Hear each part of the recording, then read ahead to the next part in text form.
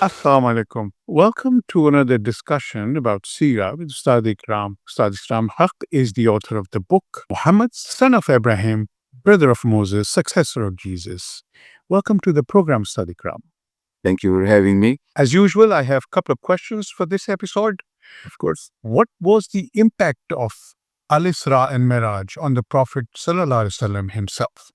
Many impacts and a major impact on the life of the Prophet Sallallahu Alaihi Wasallam, because these two events came at a time when the Prophet Sallallahu Alaihi Wasallam was feeling very depressed and politically weakened.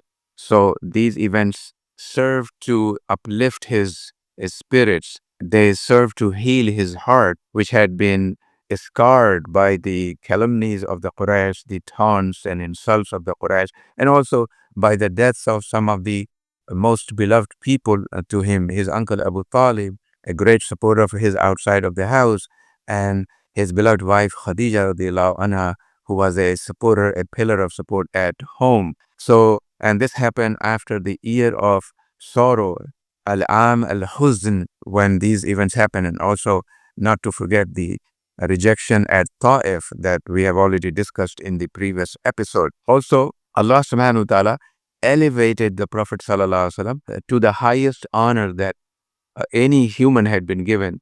The Prophet sallallahu alaihi wasallam was brought into the presence of Allah subhanahu wa ta'ala beyond the seven heavens. It was so exclusive that even Jibreel alayhi salam could not accompany the Prophet sallallahu alaihi wasallam, because he said that if he tried to go beyond the seventh heaven, his wings will be burned.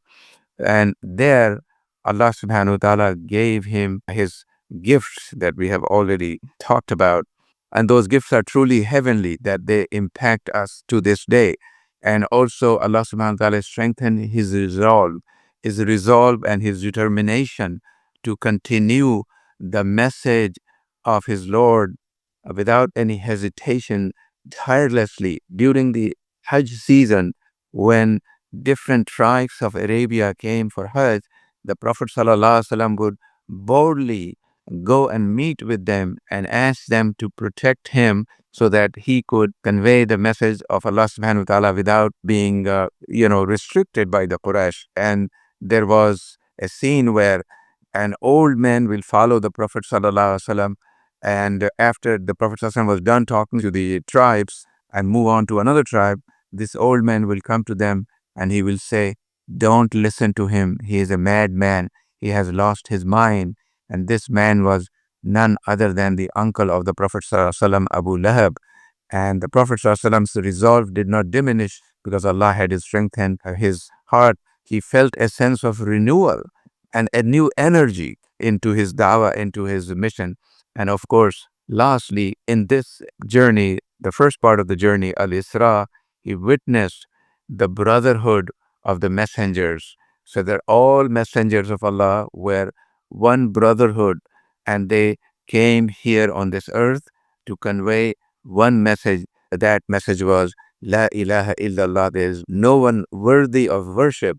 There is no deity except Allah subhanahu wa ta'ala. So this Tawheed, this monotheism that the prophets of Allah brought to this earth, it bound them together, and the Prophet sallallahu alaihi wasallam was the leader of this group. Thank you so much, Ustad Ikram. Viewers, as you can see, the stories from Isra and Mi'raj are getting more and more interesting and more informative as we go. I have a request for you. Please subscribe to our channel, click the bell icon, and open notifications from our channel so you can be notified once we load a new video. Ustad Ikram, my next question for this episode is, do the events of Miraj still impact a Muslim's life? And if so, what are they and why do they matter today?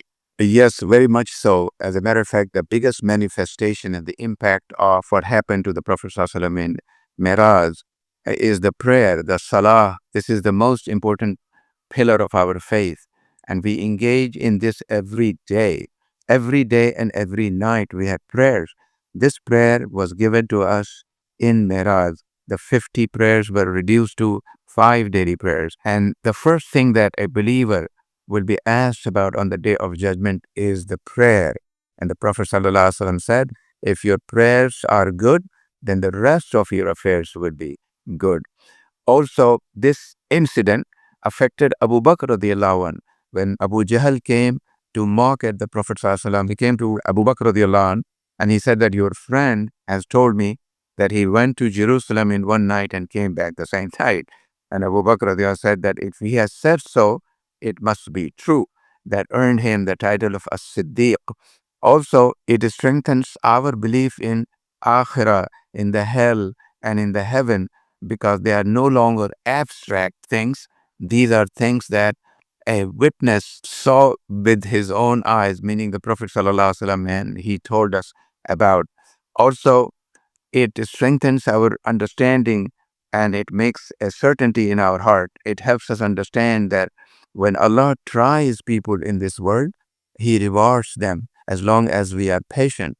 So the Prophet ﷺ's example is that he was suffering so much as a result of the deaths in the family, the rejection at Ta'if, and the persecution at home in Mecca. And then Allah suddenly called him to the heavens and into his presence. So it's a lesson for us also that if we are patient in adversity, then Allah will reward us with good and with khair. And the last point, it makes our belief in the unseen world firm, more firm, because so far we had only learned about Jannah and Jahannam, the Nar, and etc. in all of these things in the Quran. But now here, the Prophet ﷺ goes there and he sees with his own two eyes, and he comes back and he describes in vivid details. He saw so many things that when he came back, he told the Sahaba that if you knew what I know, you will laugh little and cry much, because he also, of course, saw Jahannam. So that put us in a situation where, as if we are seeing the Akhirah with our own eyes. So these are the ways in which the Prophet ﷺ's Mi'raj and also to some extent Isra impacted us and continues and will continue to impact us until the end of time. Thank you, Ustad Ikram. Viewers, as you can see, the events of Miraj and Isra are so important, so impactful for Prophet Muhammad Sallallahu Alaihi Wasallam's life and for all of us even today. With that, we will conclude this episode. And until our next episode, inshallah, we will see you, Ustad Ikram, with more questions. Of course, of course. I look forward to being there. And we have many more things to talk about the Sira, inshallah. So stay tuned.